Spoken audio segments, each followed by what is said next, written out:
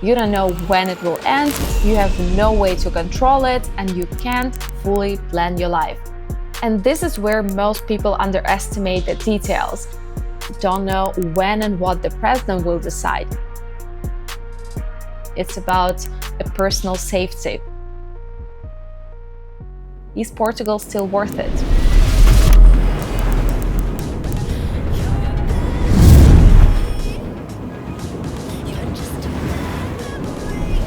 On April 1st, I was sitting in the chamber of the Portuguese parliament watching a vote that a lot of people in this community had been waiting for. I was there as part of a group supporting a petition on the new citizenship law, and unfortunately, the petition didn't change the outcome. Parliament approved the amendments, and the naturalization period is now moving from 5 years to 10. And while the vote was happening, I wasn't thinking about abstract immigration policy. I was thinking about people, about those who build their plans around one set of rules and now they're different, and those who are just now making the decision to move.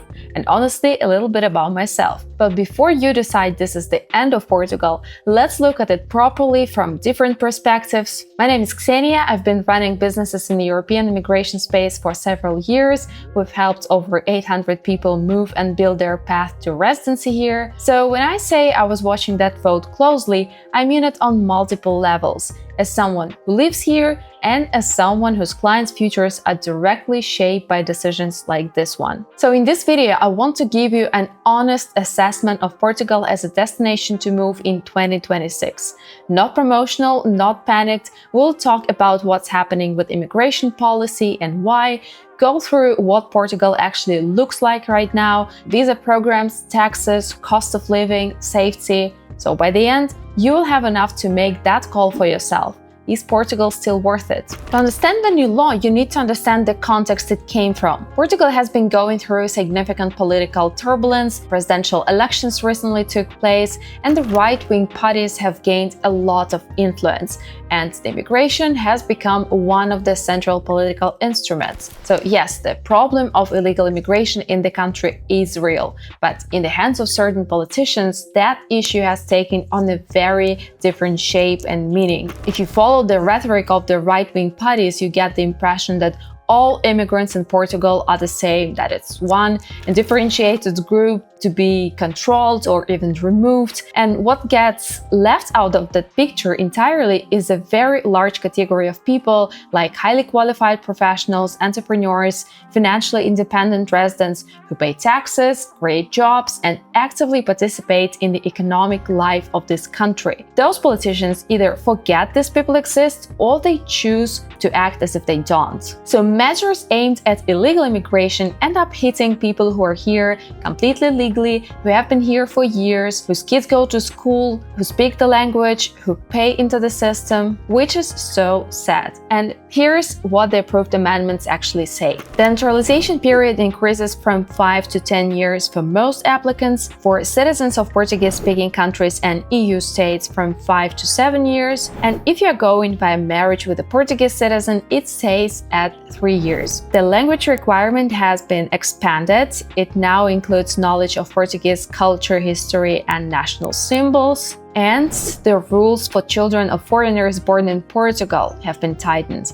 One parent must have been legally resident for at least 5 years at the time of the child's birth. As of the time I'm filming this, the final text of the law has just been published, so we still don't have the practical details. For example, when does the residence clock start? Whether it starts from the date of the residence application or its approval or card issuance. A distinction that could mean 1 or 2 years difference given IMA processing delays, or for example, which language certificates will now be accepted. This and many other things are still open, as well as we still don't know when and what the president will decide. He can sign the law, veto it, or refer it to the Constitutional Court for review. And some lawyers I spoke with think that last option is most likely. Either way, the citizenship law is one piece of this. The more useful question right now is whether everything else about Portugal still holds up, and that's what we're going to look at.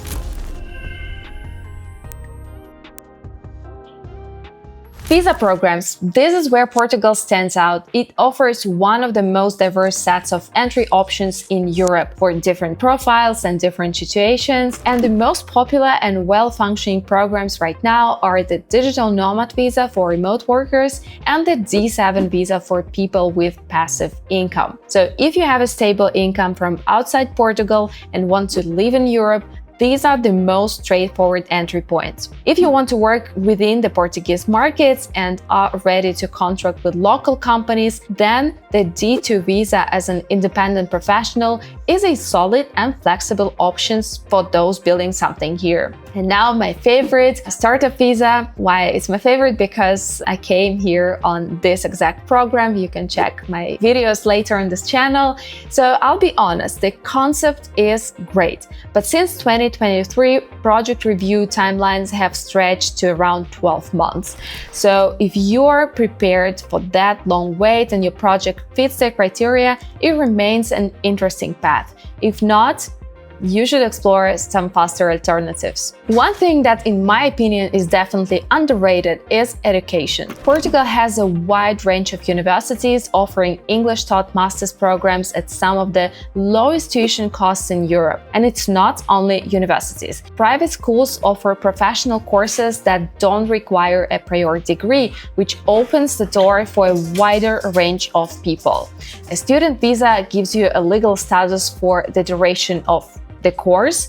This is a great option for those who don't meet the income threshold for example, a nomad visa or other types of visa, but wants to spend a year or two in the country, see if it works for them. But of course, the right entry point depends on your income structure, your timeline, and what you're actually building here. And those are three things that look different for everyone.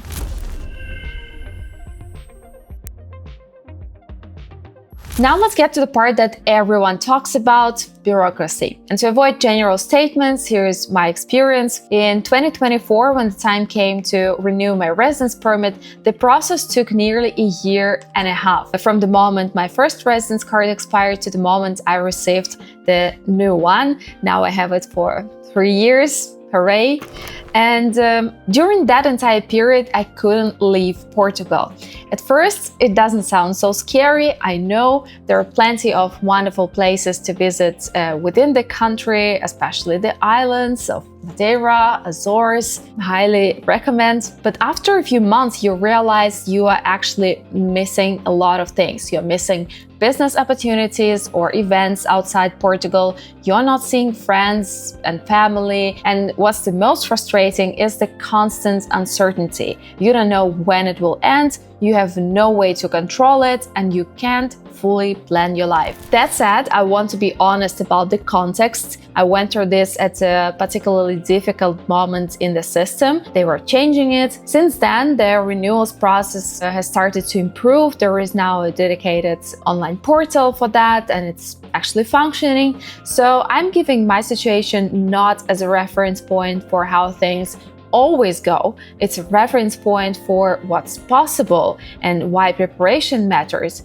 Because the thing is, IMA remains one of the most significant risk factors at every stage of the process, not just renewals. Your visa application can sit in review for months. You arrive in Portugal and your visa doesn't include an appointment to submit your residence application, or you get this appointment but it's scheduled after your visa has already expired, or your card gets printed but the delivery is delayed, or it gets sent to the wrong address, or it arrives but there is an error in it. Many things can happen, but these aren't edge cases. They are the kinds of things that come up pretty often at different points in the process for different people. So you always get to hear the stories here and there. And what you can't control is your file. And this is where most people underestimate the details.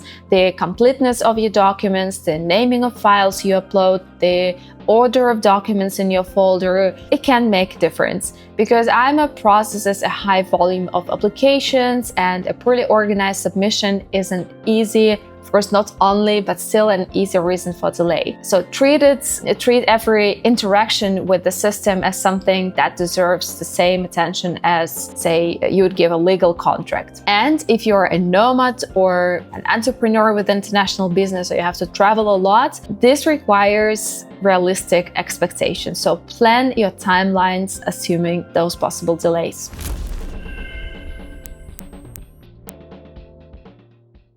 After the NHR program closed to new applicants in 2024, many people concluded that Portugal's tax advantages were a thing of the past, and that's partly true, and it's worth saying it out loud. The new regime, the tax incentive for scientific research and innovation, replaced NHR, but it works differently. It's designed for a specific profile, like highly qualified professionals, entrepreneurs, and projects in science, technology, innovation. So if you meet those criteria and you can demonstrate it, then the flat 20% rate on employment or self-employment is competitive against the standard progressive rates that can reach 84%, but it's not the same as NHR. Under NHR, most foreign source income, including pensions, investment returns, was exempt from tax for a wide range of residents.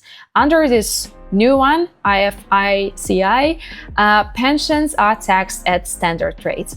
And a big disclaimer, for your specific situation, always speak to a qualified specialist. Tax is one part of financial picture. The other, and often the one that surprises people more, is what daily life here actually costs.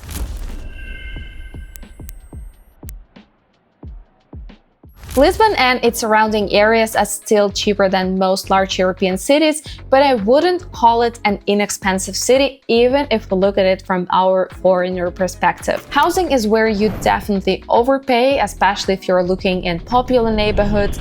For example, a one-bedroom apartment in Lisbon or in Cascais, where I live, starts at around 1,200 per month, but I would still consider a budget of 1,500 plus bills, because the gap in quality between a renovated apartment and an older one is significant, and it shows in the price. And if you're open to other cities like in central Portugal or in the north, the picture changes to a more positive one. Rental prices there are considerably lower and the quality of life remains pretty high. And many expats, as I can hear, who initially settled in Lisbon, eventually moved to Porto, Coimbra or Braga. And my first year in Portugal, I also lived in Coimbra, so it's a nice city. And also, the south of Portugal is great. By the way, let me know in the comments if you want a dedicated video on different regions or real estate. I'll make one for you. For day-to-day expenses, food, household costs, eating out occasionally, I'd estimate from around 600 euros per month per person, not including rent or other big expenses. It's a realistic baseline for comfortable living.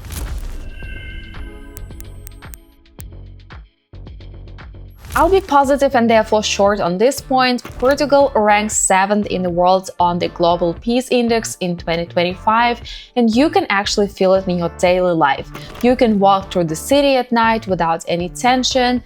I say it as a woman, and I notice it with kids too. They grew up here in an environment where physical safety is just a given. It's not something you have to work for. The level of violence is extremely low, even by European standards. So this is one of those factors that's hard to put a number on when you're making a decision, and one of the things you find yourself genuinely grateful for once you're living it. I arrived in Portugal on the startup visa in 2022 with a clear plan and a specific purpose to build a business. And at that time, the country was actively marketing itself as a European startup hub, so it made a lot of sense for me. And it's worth remembering that in 2022, there was still an option to apply for a residence permit from within Portuguese territory, bypassing consulate step. And that saved me I don't know, 6 months or maybe more. But since 2024, that option no longer exists, and neither do some of the entrepreneur pathways that existed back then. And also, as far as I know, the Golden Visa program has changed the requirements. So, I mean, the whole system has been moving toward tightening for several years, well before this citizenship law became a headline. When I learned the results of the April 1st vote, I felt disappointed, to be honest. Not because I'm tired of Portugal, but because for me, as a Russian citizen, yes, nobody's perfect, a passport from another country isn't a status symbol. It's a functional tool. It's the ability to open a bank account without enhanced compliance procedures. It's a security in a country where you pay taxes and build your future. And it's the right to participate in a system whose rules affect you directly. And I understand that not everyone watching this video is in that position. For many people, a second passport is an added convenience, like tax optimization, for example, or simplified travel.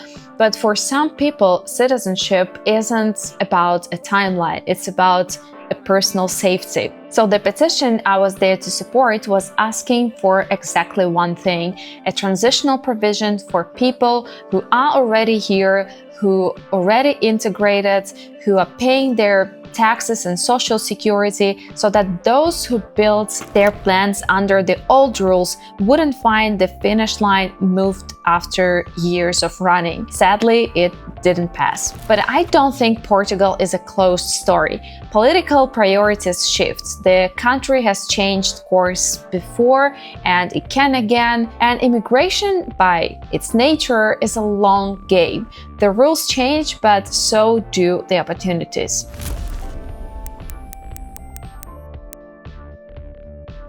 From everything I've seen working with clients, going through the system myself, watching it change over the years, here's how I'd break it down. Portugal makes sense for you if you're thinking about Europe as a long-term home, not just a step toward a passport. If you work remotely or have income from outside Portugal and are looking for an accessible entry into European residency, if a safe, stable environment matters to you, and if you can build a life around uncertain timelines. Portugal is probably not your answer if a passport was your only goal and you want to achieve it as quickly as possible. In that case, consider other countries. Or if unpredictability is something you just can't work with, Portugal will ask for a level of patience that not everyone is willing to give, and that's okay. Knowing that early saves you a lot. The main idea that I wanted to say with this video: if you're now outside Portugal and planning a move, don't make a decision based on just one headline. Ask yourself whether your core reasons for choosing Portugal have changed. If they haven't, move forward. The country hasn't stopped making sense. It's just asking for more clarity about why you're coming. A passport is the end of a strategy, not the beginning. And Portugal has become more complicated, that's true. It asks for more time and more patience than it did a few years ago. But it hasn't stopped being a country where you can build a stable, high-quality life in Europe, especially if you go in with clarity about what you are actually looking for. If you are watching this and still figuring out whether Portugal is the right move for you, write in the comments what things you personally consider, and maybe I'll make a new video about this. Or we can compare Portugal with the other destination. Let me know and see you in the next video.